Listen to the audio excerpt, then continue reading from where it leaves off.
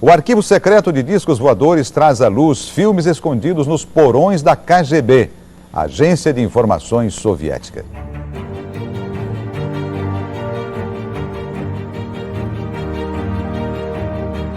O que você vai ver agora são imagens feitas com uma câmera escondida.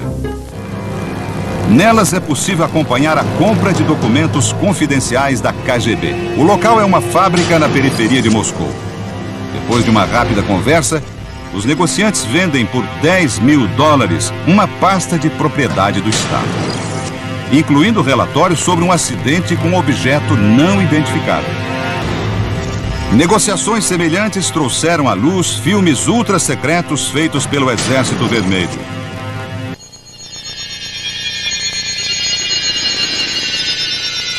A visão é de uma câmera no alto de um caminhão do Exército Soviético. Ao fundo, na floresta, algo que se parece muito com um disco semi-enterrado entre as árvores. Os soldados descem do caminhão liderados por um capitão. As tropas são recebidas por outro oficial. Soldados, oficiais e agentes à paisana cercaram o local para guardar ou para examinar o objeto. As imagens são muito claras. Tudo indica que foram usadas duas câmeras. Uma portátil que começa a filmar em cima do caminhão e uma segunda vista aqui num tripé. Há uma constante troca de câmeras durante a filmagem, como se procurassem as melhores imagens ou se recebessem ordens de um superior. Examinaram o local e o isolaram. Depois de uma profunda investigação da área, eles encontraram destroços de um objeto em forma de disco parcialmente enterrado. A partir das imagens do filme e com as informações do escritor russo, foi possível criar uma versão animada pelo computador de como os pesquisadores acreditam que tenha ocorrido o acidente.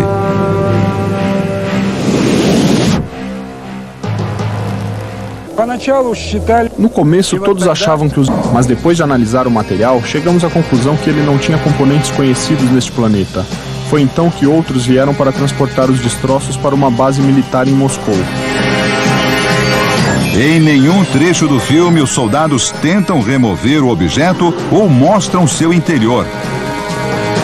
Neste ponto, um homem que devia ser um comandante da KGB dirige o câmera para que enquadre o disco. Por esse lado, é possível ver o homem com a câmera portátil filmando atrás ou dentro do disco. No entanto, esse trecho de filme não foi incluído nas latas a que a produção teve acesso. Esta pasta, comprada por $10 mil, estava um relatório secreto da KGB sobre a Operação Sverdlovsky. Este relatório descreve em detalhes o resgate do objeto. O documento menciona a queda do disco, os restos orgânicos e a existência do filme.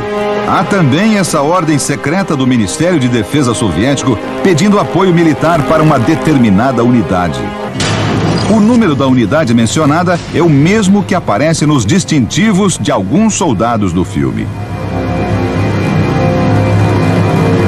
O filme era provavelmente manipulado somente por um seleto grupo de pessoas que sabiam da sua existência. Cientistas e ufólogos pediram um exame detalhado. O especialista em cinema, Sergei Goncharov, foi chamado para examinar a autenticidade do filme. Ele começa pelas latas e explica cada detalhe. Aqui o nome da empresa que fabricou o filme na cidade de Vernaslav e a inscrição A2, que é o tipo de película. Para Sergei, as latas são autênticas. O próximo passo é a análise do filme.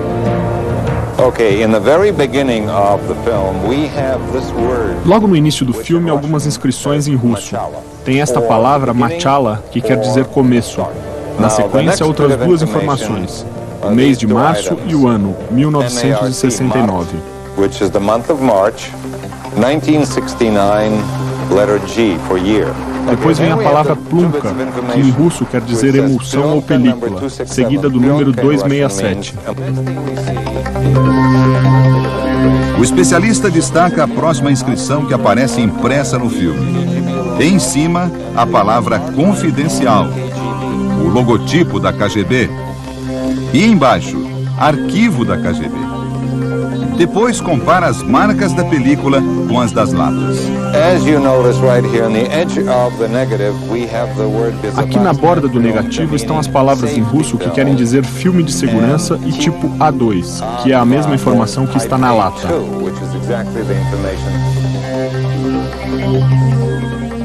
O filme foi mostrado também ao pesquisador Paul Stonehill.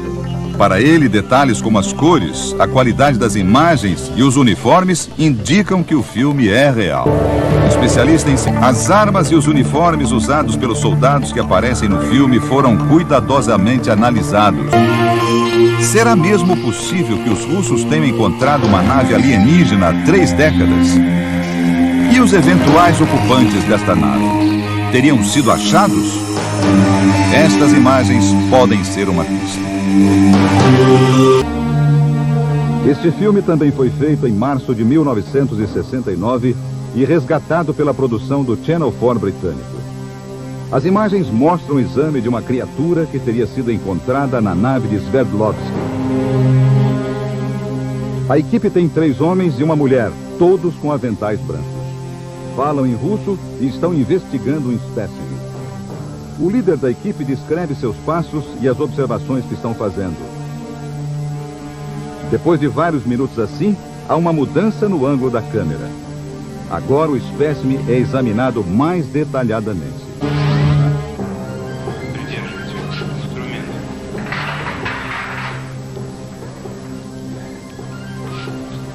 O tecido é difícil de cortar. Vamos tentar com um alicate de corte.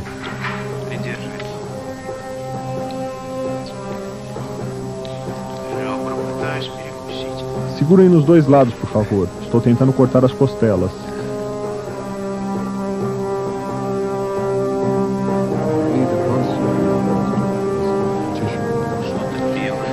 Uma coisa branca aparece. O tecido é muito resistente.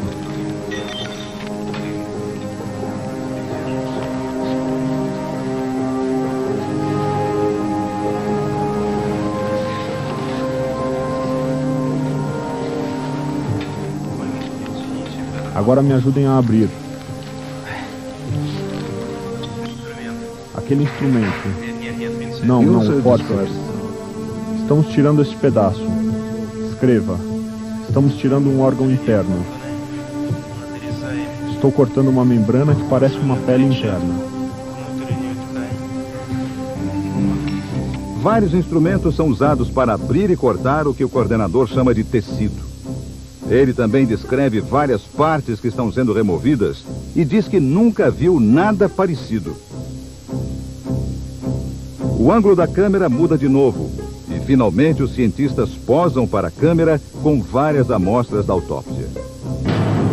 Se o filme é autêntico, ele representa uma das maiores descobertas científicas de todos os tempos. Mas onde ele foi feito e o que aconteceu com o ser visto aqui?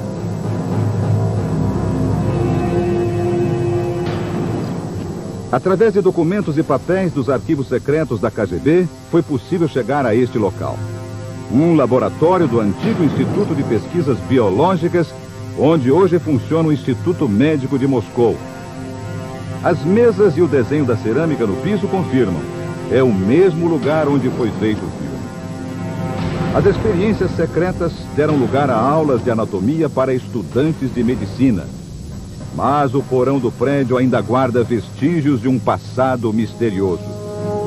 Quando o que acontecia aqui estava longe de fazer parte do domínio público. Em busca de mais informações sobre os profissionais envolvidos na cena da autópsia, foram encontrados esses documentos. 3 atestados de óbito datados de 24 de março de 1969, ou seja, uma semana depois de terem participado daquele exame. A causa da morte de todos é a mesma: hemorragia cerebral. As possibilidades disso acontecer naturalmente são quase nulas. Mais um mistério que nunca será esclarecido.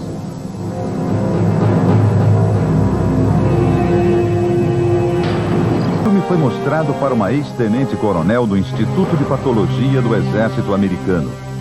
O primeiro detalhe que chamou a atenção da doutora Annette Ryan são as roupas usadas pela equipe médica. Eu notei que eles usam luvas de borracha, mas nenhum outro equipamento de proteção. Nem óculos, nem máscaras e, o que é pior, nenhum tipo de roupa contra a contaminação bacteriológica. E é evidente que não estão preocupados com isso. A doutora Annette Ryan analisou a seguir os procedimentos médicos. Para ela, as ferramentas utilizadas e a forma como foram manipuladas parecem corretas e pertinentes com a época em que foi feito o filme.